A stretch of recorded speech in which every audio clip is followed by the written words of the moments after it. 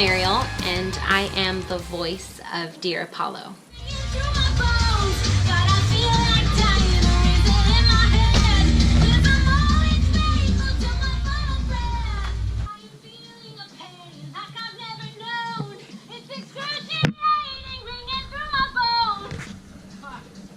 In 2014, I got thyroid cancer. And they had to go in and remove the whole thing. It's called a total thyroidectomy, and there was a little cancerous tumor on it. I have a pretty sweet scar.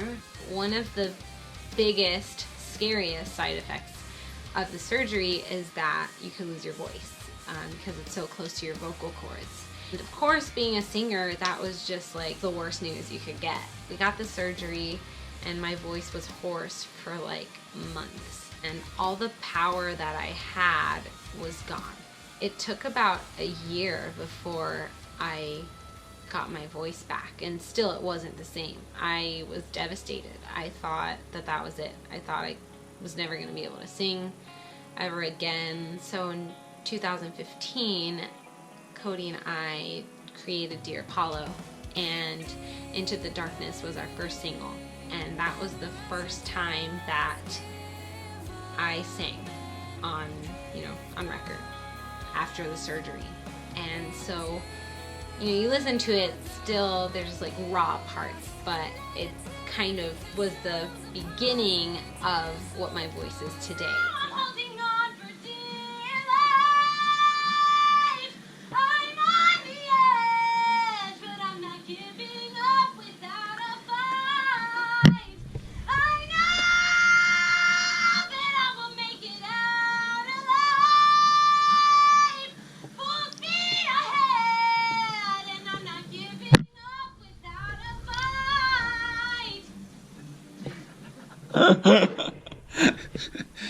What? That shit's crazy. I'm getting so emotional because I'm thinking about my sister, and I'm just like...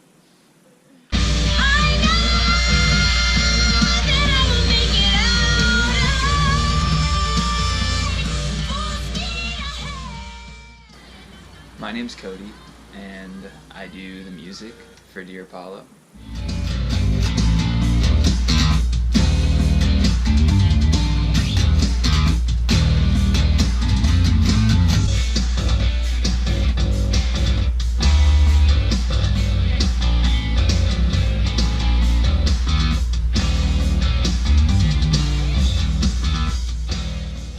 This band, to me, has always been an outlet of creativity, a way to continue writing music and get it out there and let people listen to it.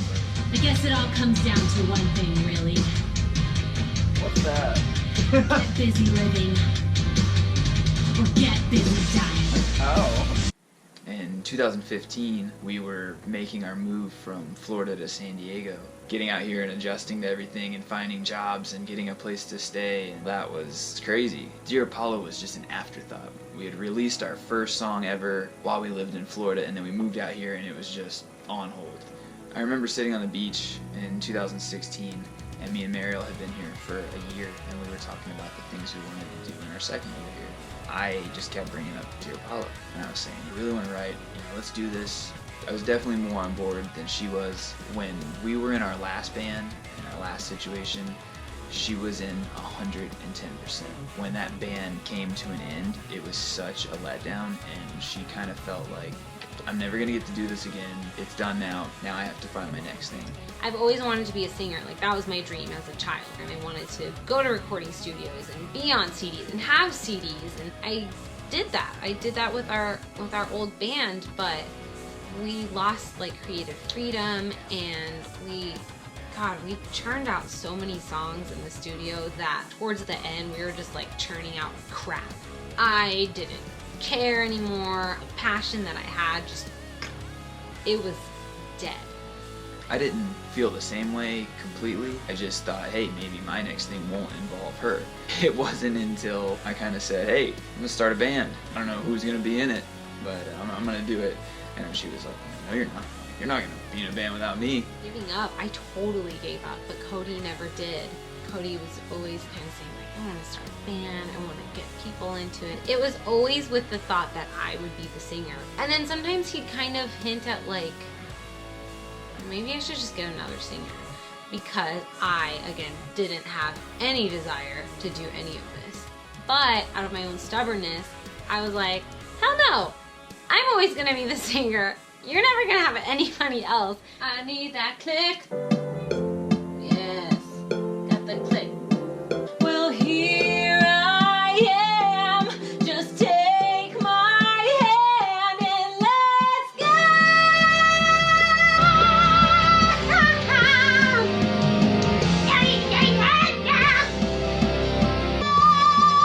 Get up, get moving.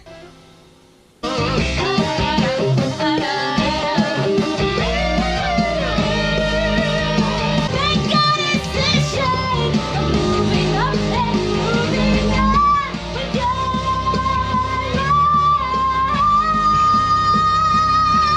life. And once I got in the mindset that now I can focus on music again, and it doesn't have to be on the back burner. I can pursue this again, and I can put more time and more effort into this, and I don't have to worry so much about, you know, my next paycheck and all of those things. It became fun again.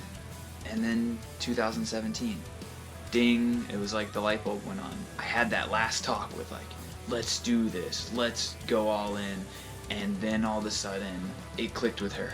And she was like, yeah, I'm back in it. I remember just hearing it. I could hear it in her voice. And when we talked about it and the things we wanted to do, she was totally on board, and I was so stoked.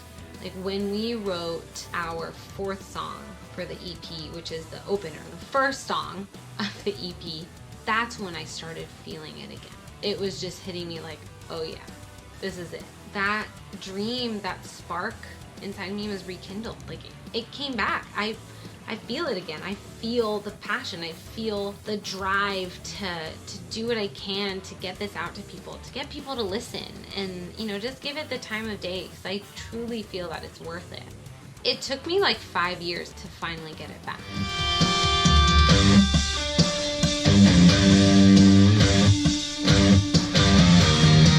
Ready? Yeah.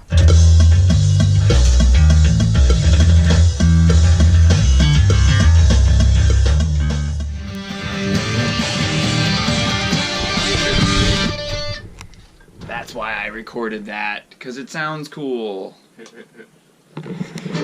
When used in moderation. Yeah. Whole song. This is our studio. It's not impressive whatsoever.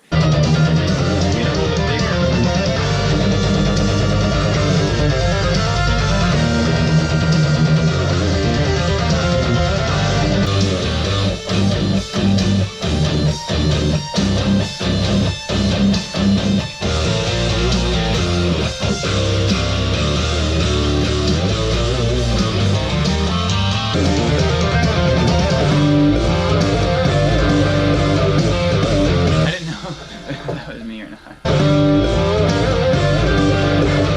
Like, I can't get past the second note now. Oh, that's a new one.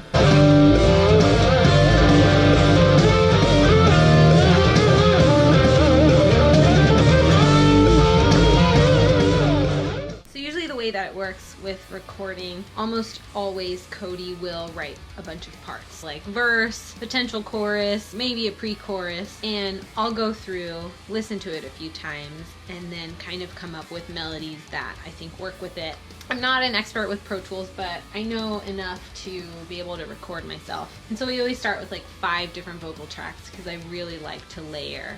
I wanted to show you guys what my lyrics look like. Sometimes I come up with a melody and then I just sing it over and over and I start adding words to it. Or there are times where there's just this phrase I really like and I try and fit it in. So it really looks like chicken scratch, but this is kind of what it looks like. So yeah, that looks really bad.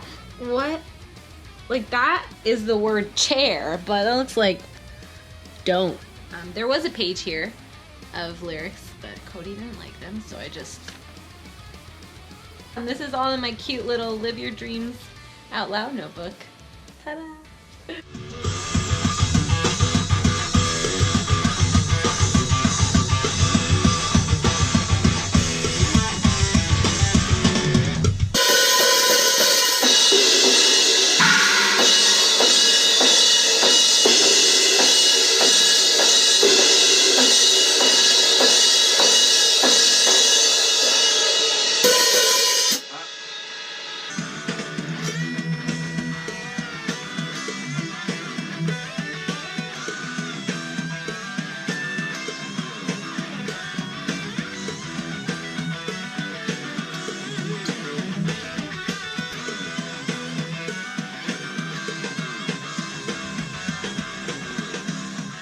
Another thing that's been really awesome about this EP is having freedom to pretty much do whatever I want with vocals. And that's something that I never really had before.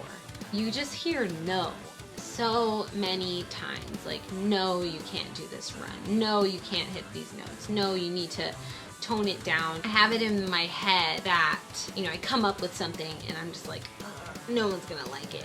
Everyone's gonna say no. Cody is my harshest critic. So whenever I present a melody to him, I'm always just like, oh my God, he's gonna hate it. And then we'll play it and he's just like, I love it. So I'm like,